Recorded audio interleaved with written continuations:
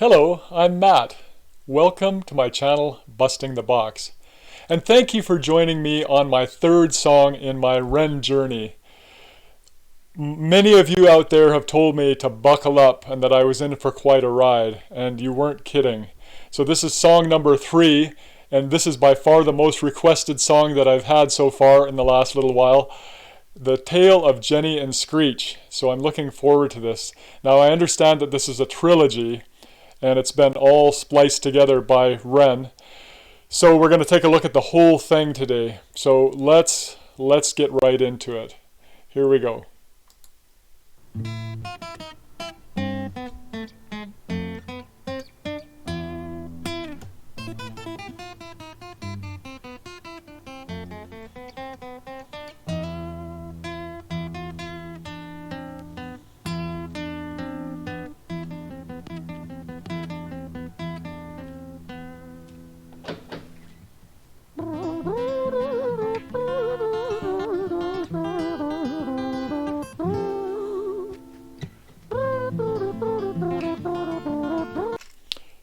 Ren seems to be taking kind of a cavalier tone so far. Maybe this is going to be a little bit of a humorous video. We'll see.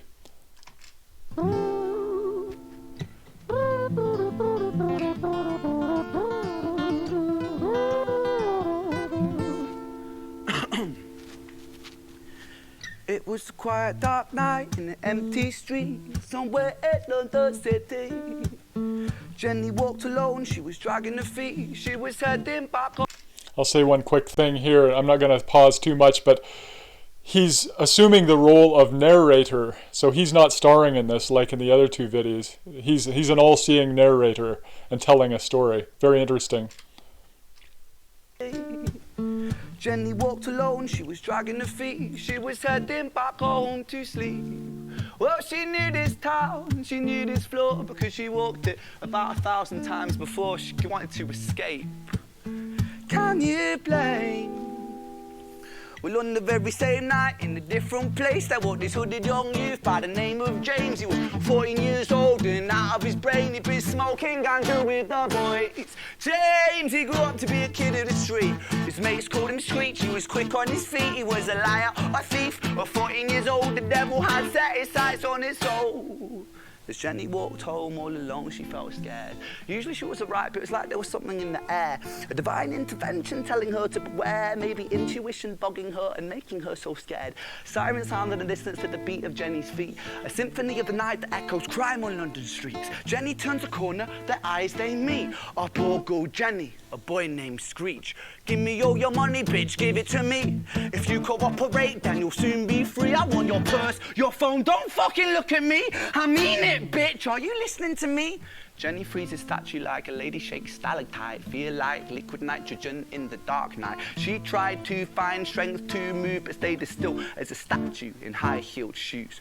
What the hell you playing at? You playing games with me? I swear to fucking God, I'll slice the rosy off your cheeks. You think I don't mean it, girl? You don't know me. The last thing you see will be a boy code. Screech reached with the sheath of the blade, with the teeth that could bite through steel and slice concrete, and he swung possessed with the devil in his chest, and the statue she was turned to butter in her breath. It was a quiet, dark night in an empty street somewhere in London City. Jenny lay still on the cold concrete, she's found somewhere to sleep. Well, she knew this town, she knew this floor, 'cause she'd walked it about 1,000 times before. I guess that she escaped. It's such a shame.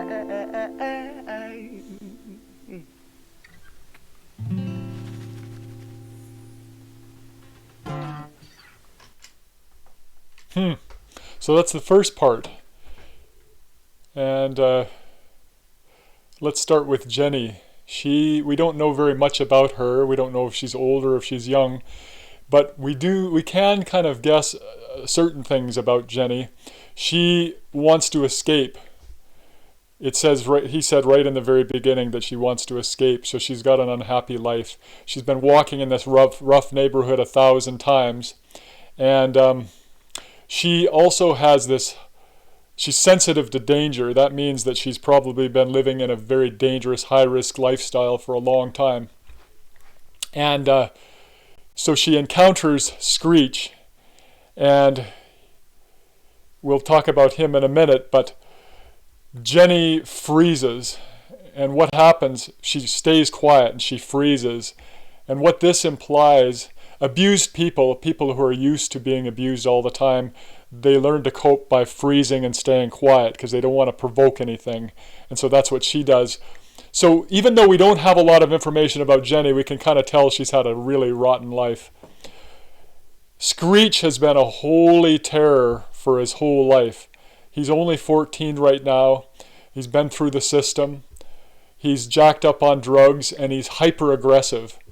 And males who've been through this kind of background, they ones who have been abused, they are really, really hyper aggressive.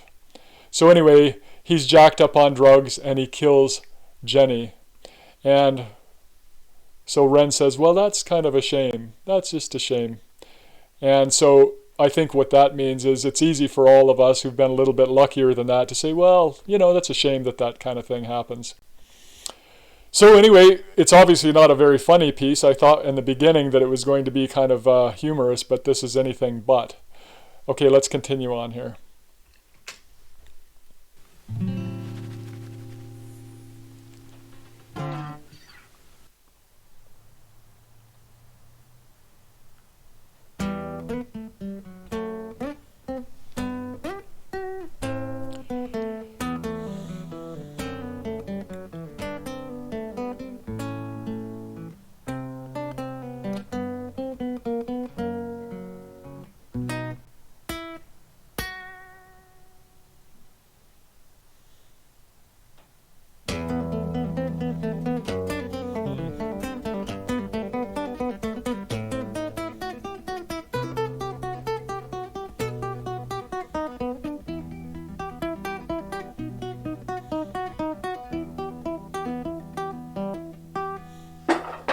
Shit.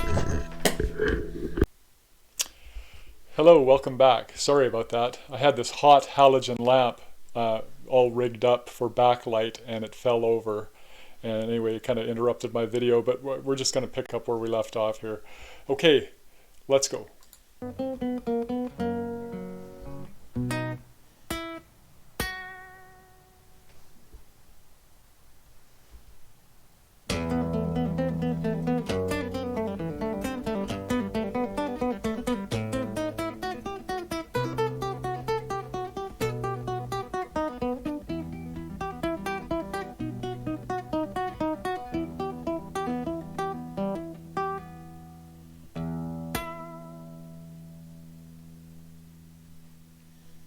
Our story, it starts right at the end. At the life of poor Jenny, clocked out like Big Ben. Dear Screech, dear boy, where did he go? He melted into the black night just like snow. Patrick, man, let me in, please open the door. I think I fucked up, Patrick, really fucked up, man, I'm not sure. I got crazy, left this lady lying still on the floor. I think I killed her, Patrick, come on, man, I can't knock no more. But Screech kept on knocking till his knuckles became sore. But there's no sign of Patrick down at number 54. No refuge for our villain, for the bitter hands of fate, with something far more sinister in mind that does away.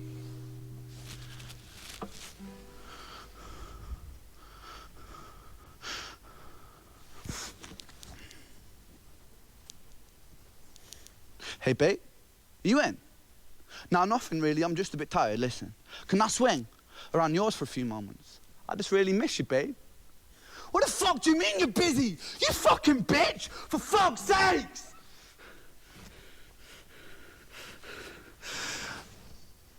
Siren sounds. Now, why would he do that? So the narrator pauses, calls his girlfriend, says some sweet words to her, and then hurls all this emotional abuse at her, and then he picks up with a song. So what I get out of that is that Ren is saying that we are all capable of abuse in one way or another. And mostly abuse actually happens to someone, to loved ones, or to people we have a relationship with. And that's an ugly part of human nature. And abuse causes trauma. And trauma, let's just talk about that for 1 second, because this is obviously emerging as the theme in this piece. Trauma happens when it is a result of betrayal. So basically, a stranger can come up and yell at you and punch you, and it's not going to traumatize you. But if your father yells at you and punches you, then it causes tremendous trauma. And that trauma can last a whole lifetime depending on what the abuse is. So really, it's kind of like a lot of people feel betrayed by their spouses, and then when they get divorced, that trauma remains, and every time they think of their ex, this trauma just, it really seems to take on a life of its own, and it really wrecks people's lives. So betrayal, trauma is rooted in betrayal. And I can already kind of tell that Jenny and Screech have suffered tremendous betrayal with people that were supposed to love and care for them. And they've had a terrible life because of it. Okay, let's continue on here. Approaching like a banshee in the night, the shrill cry of justice cutting like the sharpest knife. But Screech was never one to run, not one to miss a fight. One hand upon his blade, he turned to face the blue lights. Come on then, you fucking cunts, let's fucking have you then. I am Screech, I'm the boss, I'm the ender of men. You think that uniform you're wearing means that you own these streets? These are my fucking streets, and they call me fucking Screech.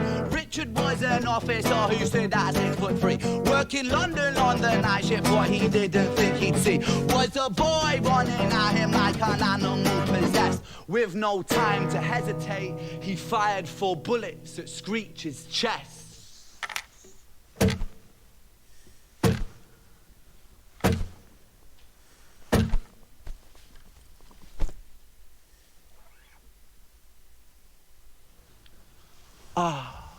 Story, it ends right at the start.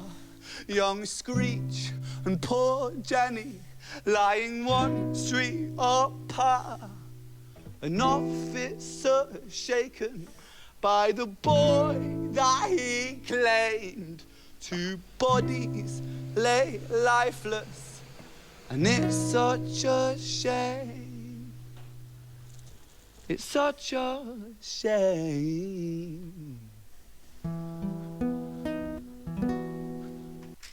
So there Ren is talking again about, oh, this is a real shame. This kind of stuff happens. It's a real shame. With Screech, imagine the tragedy of that kid who, at 14 years old, his character has been twisted and contorted by this abuse and this terrible life, and then it's exacerbated by drugs and life on the streets, and so he's developed this hyper aggressive persona in order to survive. And on some level he wants to die. He hates his life and he hates himself so much that when he sees this cop, on some level he knows he's committing suicide by running at this cop. So real human tragedy here. I think the question that comes to my mind, does Screech have any free will? Does he have any sense of self-determination? Or is he so destroyed by abuse and this terrible life that he's had and this constant betrayal? Can he ever actually, are there any Screeches that can progress into being, to reaching their potential? And you know, I'd say it's pretty darn hard. And it's the real tragedy of our time. And Jenny, same thing.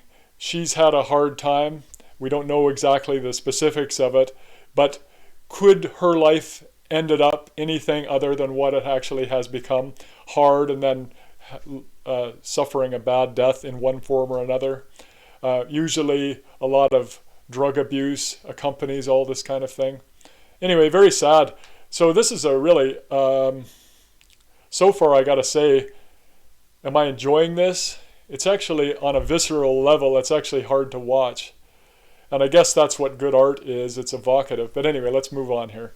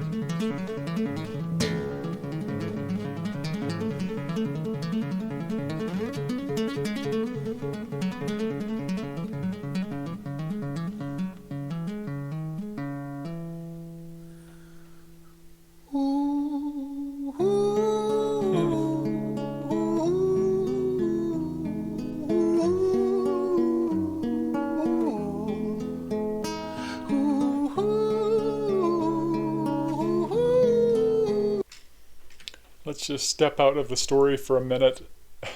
As an artist, this guy's an amazing lyricist, an amazing storyteller. He's kind of an amazing playwright, actually. But he backs it up. The virtuosity of his singing and his guitar playing is actually just kind of incredible. So I'm pretty amazed at his artistry. Now, getting back into the story, one question I have is, why is the narrator in a hospital bed? Because he was telling us the story in the streets, but he's in the hospital bed. Maybe that's where Wren conceived or composed of it and conceived of this whole story, or at least this part of the story. We'll see.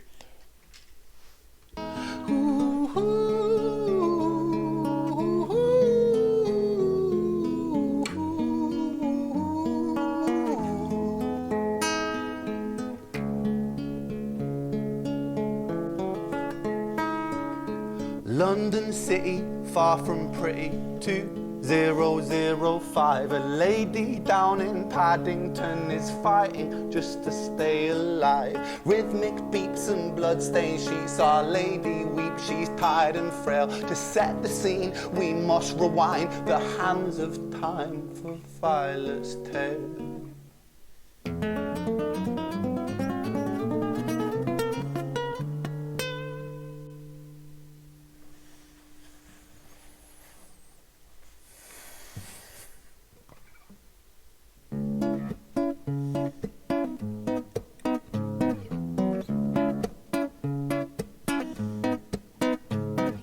Violet was a silent girl, grew up with violent starts. Her mother was a drinker and her father was a bastard. Every night he took her tie but never left the room. I'll spare you of the things he did, I'm sure her mother knew. Violet. That's an ugly little thing. So Violet had this really tough life, tough parents with a lot of problems. She was chronically sexually abused and her mother knew about it. This is an interesting fact that in homes where sexual abuse takes place, more often than not, in fact in the vast majority of times, the mother covers it up and talks to the daughter and says, let's not talk about this, because the mother knows that as soon as it's exposed, it's like the nuclear option. The family's gone, the resources are gone, so everybody just kind of covers it up and keeps quiet. It's a really nasty, nasty thing. You with the things he did, I'm sure her mother knew. Violet was a silent girl, she moved out at 16. A semi-detached council flat, paid for by a welfare scheme. Packing shelves at Tesco, stacking jars like pickled bricks. She met a boy named Stevie and he was a little prick. Violet was a silent girl and Violet she fell fast. See, Stevie was a wrong un, but he sure knew how to charm her. Every night he took her tight but never left the room. History repeats itself, he'd paint her black and blue and dark. She never stood a chance. The devil comes to dance. Here we are, Ren talking about dancing with the devil again, like he did in the last video. And really what that means is Violet had this terrible life, and she didn't have enough self-esteem to think that she was worthy of anything good. And so the first guy who came and charmed her, she knew he was bad, but she did the dance with the devil. And when you do a dance with the devil, you get some benefits, you think, but it ends up costing you a lot. The devil comes to dance. Violet, why are you always so quiet? On her bedroom door and he's irate. He's been drinking and smoking, he's up late. And he stands by her bedside, she shakes, but her eyes stay shut. You fucking slut, I know you're up. And he pinches her eyelids and folds them up. Violet, why are you lying to me, Violet? She stays silent, things turn violent. That's the sound of his fists when they fall like a crashing pilot. Hit like hailstones, one to the collarbone, full force, full blown, blood's black bone, crack, knick, knack, paddywhack, one to the jaw when the tooth spat, detached fist connects and disconnects a bone. A quick deflect to misdirect the blow, but nonetheless his punches met her throat. Such a mess, he's left her bruised and broke. Violet, why you always so silent, Violet? Why you such a little liar, Violet? Do you think I want to do this, Violet? In character, she stays silent. Well, say something, Violet. Silence. Fucking say something, Violet. Silence. Wait. Say something, Violet. Not one word. She stays quiet.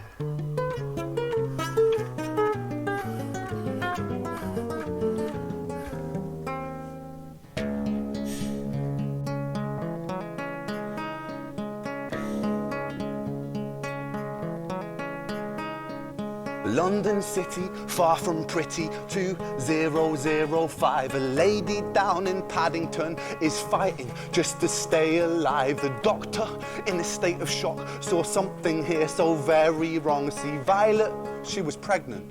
Poor Violet, she was 9 months gone. Turning to the doctor, Violet broke her silence and she cried, if I'm to die right here tonight, please let my baby stay alive. The doctor soon regained composure, called the surgeon to come in. As Violet's world turned to black, the curtains closed, the lights went dim. In London city, far from pretty, 2005. A lady down in Paddington just lost the fight to stay alive. A tragedy or a miracle, it happened on these very streets. Two twins aligned side by side. A girl named Jenny and a boy named Screech. Oh no. Oh no. Okay. Yikes. Okay, so I'm going to try to collect myself here and just finish up the video.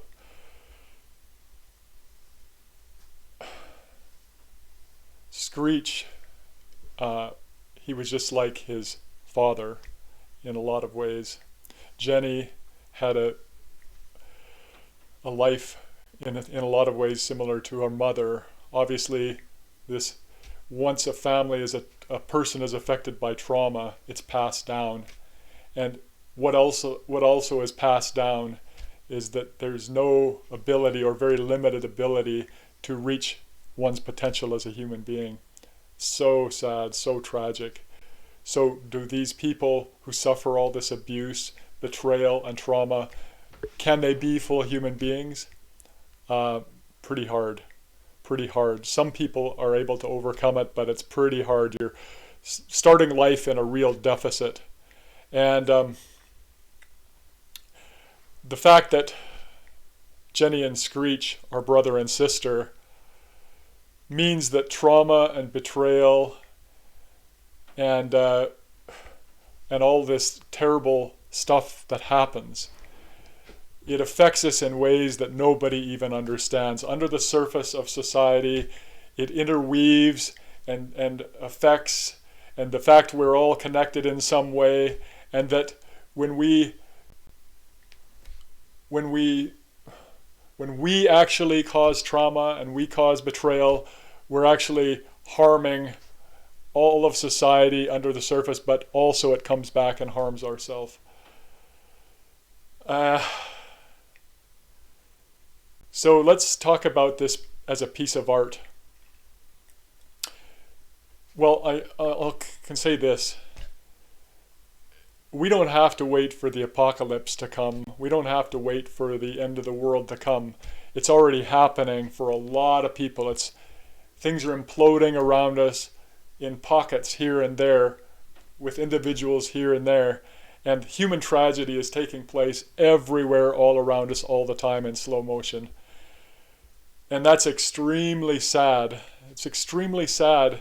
And some of us who've been luckier, we could say, that's just a shame. Why don't those people, all those homeless people, all those drug addicts, why don't they just clean up their act? But it's a lot deeper than that, and it's a lot more complex than that. And really, as human beings, it's really the tragedy of our time. It's happening all around us. It's happening in London. It's happening in the city where I am. It's happening everywhere. Okay, so as a piece of art, this is a kind of did I enjoy it? I endured it. I appreciate the provocative nature of it. But I gotta say, it was really harsh. So harsh. And I'll watch it again. But it's not something that I enjoyed very much. Actually, I feel like I've been through this kaleidoscope of emotion. It's kicked me in the gut. I'm really sad and upset about it. And I'm upset about the fact that a lot of people don't get a chance to be full-fledged human beings. Or at least, I shouldn't say that, but they don't get a chance to become fully self-actualized, fully realized human beings. Very sad. Well, anyway, Ren, number 3 song, you've kicked me in the gut and put me through the ringer, and I guess that's why you're such a good artist.